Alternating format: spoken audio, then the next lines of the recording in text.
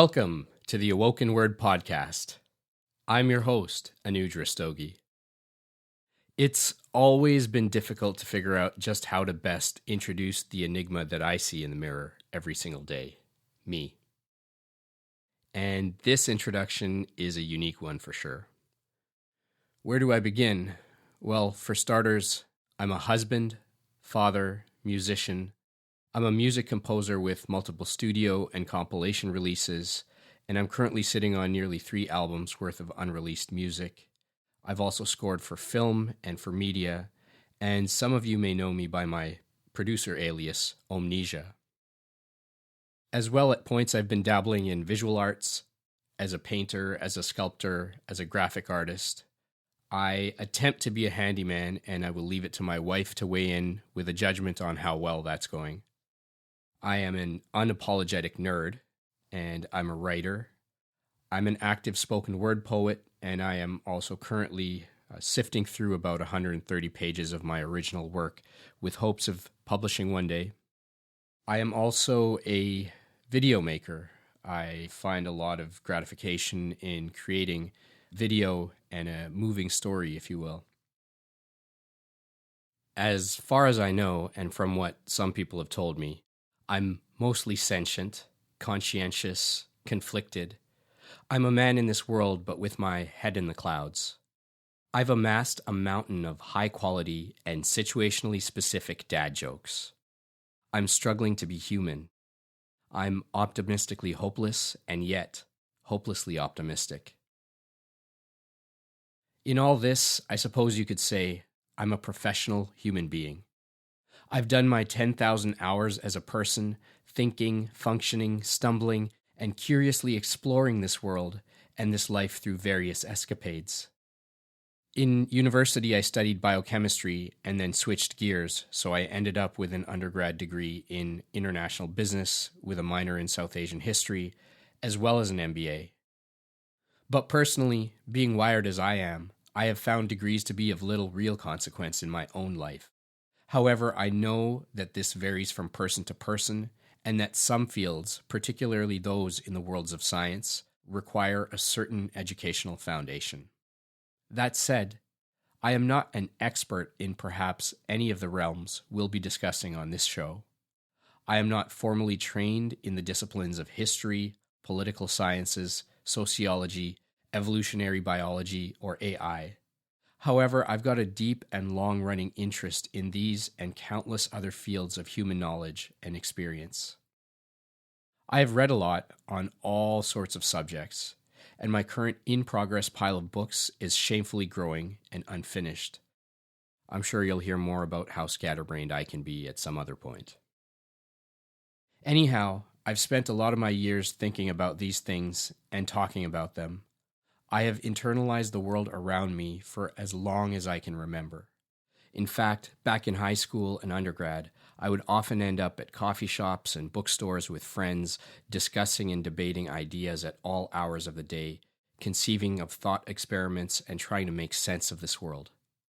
I tend to discuss ideas on their merit and their usefulness, not on academic validation, though I do respect and value the rigor of academic approaches and the positions of true experts. Now, with this podcast, there are a few key principles, or pillars, if you will, that I would like to hold true to. 1. Nuance. Not everything is simple, binary, or black and white.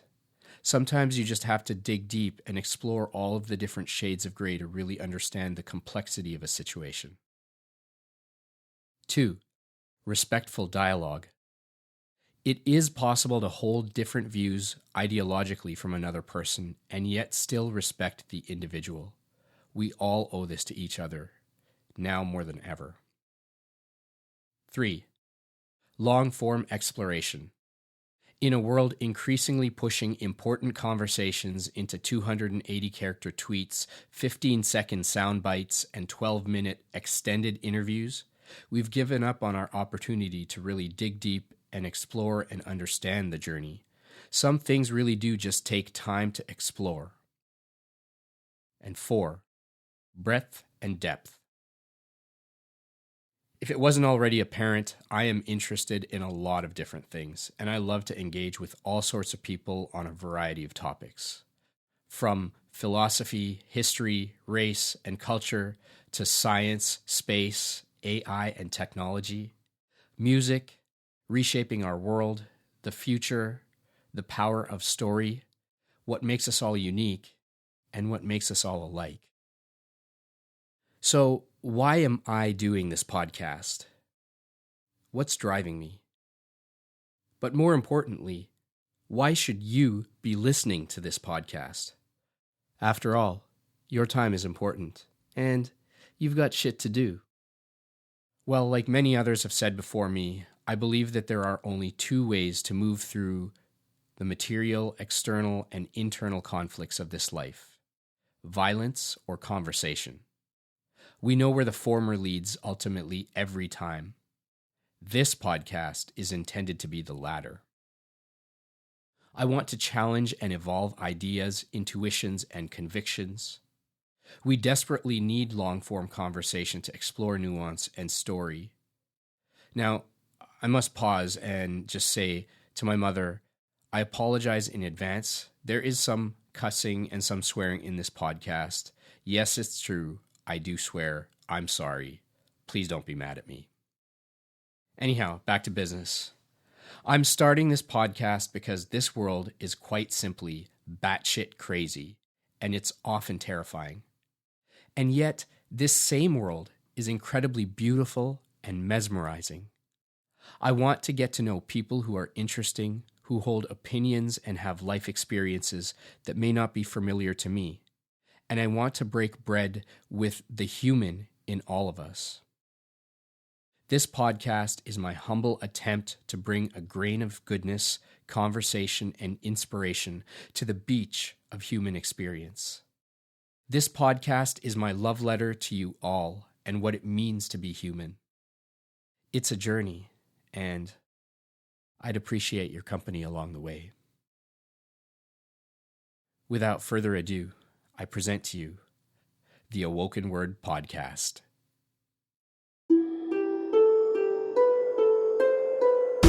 This podcast is my humble attempt to bring a grain of sand of goodness to the beach of human experience.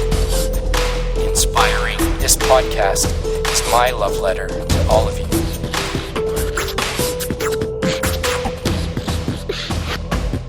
The AwokenWord podcast. Free will. What is free will? What does this term even mean? Does any degree of free will even exist? These questions have confounded, inspired, and enamored the human mind since the moment we first found enough time to paint murals in caves.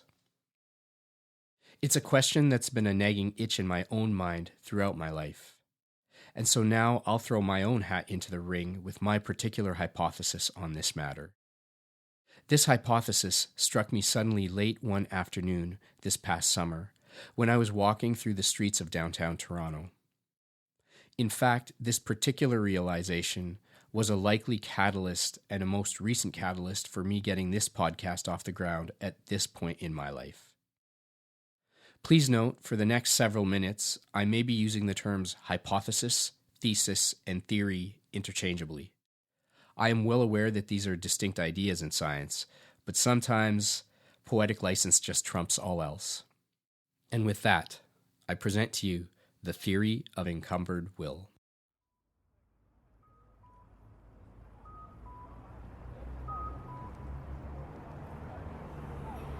I believe in free will, but free will does not mean one without resistance and friction. Free will is not unencumbered will. There are always the elements of biology, bias, life experience, biochemical rewards in our neural pathways, social conditioning, societal context, distractions, genetic predispositions, and randomness. The container of the universe is vast, and the fluid of life that we all move through is incredibly viscous. There is a resistance in this cosmic soup that we find ourselves in, and that viscosity often appears pitted against our own true agency, However, in this theory of encumbered will, any truly free will, however little or insignificant it may be, is infinitely greater than the zero free will available in a deterministic model of the universe. Though less romantic and less likely to appear on a bumper sticker, it is my belief that encumbered will is a more accurate description of our reality. And within this universe of encumbered will, choice is the rebel army pursuing a rebellion, however modest. On the topic of choice, I must note that we do not choose outcomes. We choose paths that lead to those outcomes. Or to put it another way, we choose paths without understanding or valuing what those outcomes may be. The outcomes may be, in simple terms, positive or negative for two different people depending on their individual time horizons. And you control little of the randomness and external factors, hardwiring, and resistance that is introduced into the paths that lead to those outcomes. The ends and the means have a complex, intersectional relationship that is causal, but not in a one-to-one, isolated relationship. The universe is complex and unified in that everything in one corner, no matter how distant, affects everything in another corner. Randomness, intersecting causal actions and intentions create a cosmic soup of possibilities, and no computer simulation could ever predict with complete accuracy the causal circumstances that led to everything that has ever happened, let alone predict everything that is yet to happen. Outcomes are not in our control. Outcomes cannot be equal for all people. Equal will does not result in equal outcomes. And outcomes face a unique rebellion in the case of human beings, our will. From my vantage point, encumbered will is free will, but it is not a clean, straight, and easy path. We continue to fight many outside and inside forces to be free in our will. To be free is to choose between two or more paths, not necessarily outcomes, but paths, at any moment. Much, perhaps most of that is unconscious or subconscious based on our loose biological and social hardwiring. Some of this hardwiring is breakable and some not. Yet in any moment we find ourselves to be conscious of a choice. So long as we are cognitively able, we can and do make choices. Take this moment, for example. I chose to stop here, mid-step, on a busy street corner to type these thoughts on this phone, only very partially aware of what the outcome may be. It's a focus on a path and an action, not an outcome. I could be hit by a passing bus, yelled at by an old lady, or have a dog piss on my leg because I'm standing here beside a fire hydrant. Or I may have just penned a thought that will inform much of my future and years of interesting discussion. That all remains to be seen. At least it appears, for the moment. The old ladies are blissfully unaware of me, buses are moving along, and my pant legs have been overlooked by passing poodles.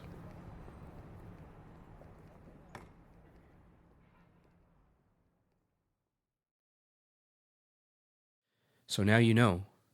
My position on free will is that it is in fact encumbered will with varying degrees of freedom, and still, in my humble opinion, however limited that degree of freedom is within the constraints of one's universe, any freedom at all is also cause for hope.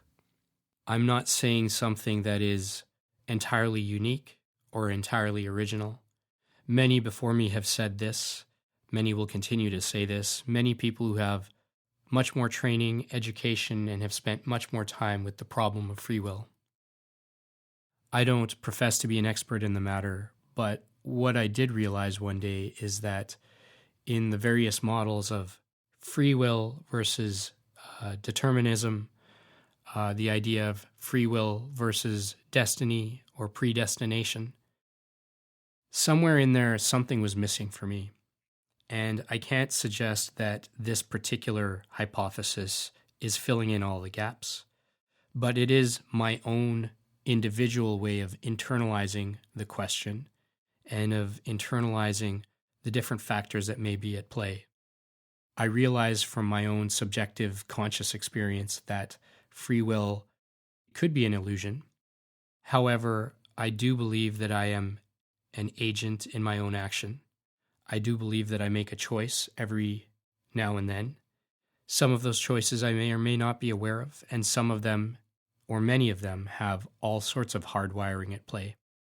However, any opportunity to exercise any level of agency and even the most insignificant amount of free will is still infinitely greater than having no free will at all. And in the absence of any free will, I'm not really sure what we do with that at a personal level, at a social level, nor do I really understand what's played out in the universe. Was all of this just set in motion since the Big Bang, and has it just been trickling down over 13.8 billion years since?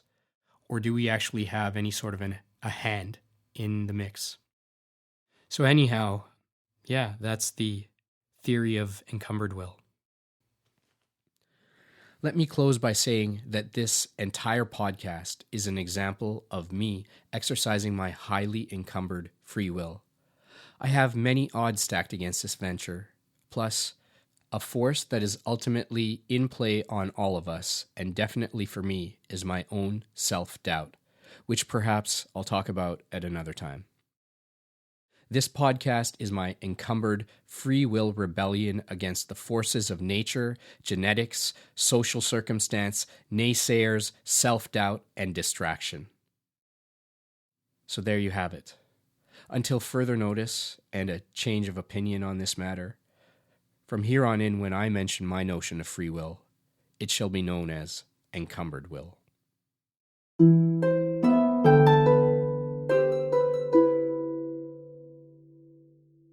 If you'd like to support the AwokenWord podcast, there are many ways you can do it. You can subscribe in your app of choice. We're on iTunes, Google Podcasts, Spotify, Stitcher, iHeartRadio, or TuneIn, for example. The biggest thing that you can do is rate this podcast and leave your review in iTunes or wherever you listen to it. You can also talk about this podcast, its guests, or the ideas shared on it in your own podcasts. If you find benefit in this show, tell your friends, tell your family, and even more importantly, tell your enemies. They'll appreciate it too. And of course, you can also follow us on social media, particularly on Twitter. Our handle there is @AwokenWord, on Instagram as @AwokenWord Podcast, or on our Facebook page. Thank you. Your support is greatly appreciated.